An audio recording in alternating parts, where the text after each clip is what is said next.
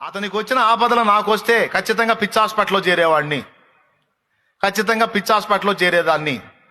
కానీ అన్ని ఆపదలు కలిగి ఉండి కూడా ఆ వ్యక్తి ఎలా నవ్వగలుగుతున్నాడు, ఎలా సంతోషంగా ఉండగలుగుతున్నాడు, ఎలా సంతోషంగా ఉండగలుగుతుంది?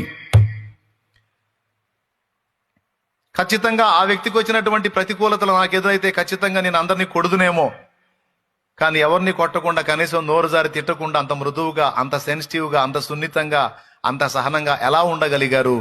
ఇలా ఉండగలిగారంటే ఇది మామూలు శక్తి కాదు, ఇది నిజంగా వారు సేవిస్తున్న దేవుని ద్వారా వాళ్ళకు లభించిన శక్తి అని అన్యజనులకు అర్థమైనప్పుడు, అక్క నీతో పాటు నిన్ను కూడా, నువ్వు వెళ్ళే చర్చికి వస్తాను. ఎందుకమ్మా? ఎందుకంటే నేను నీ జీవితాన్ని చూస్తా ఉన్నాను. ఎలాంటి ప్రతికూలతలలో కూడా నీ పెదాల మీద చిరునవ్వు పోవటం లేదు, చాలా సంతోషంగా ఉంటావు, నింపాదిగా ఉంటావు.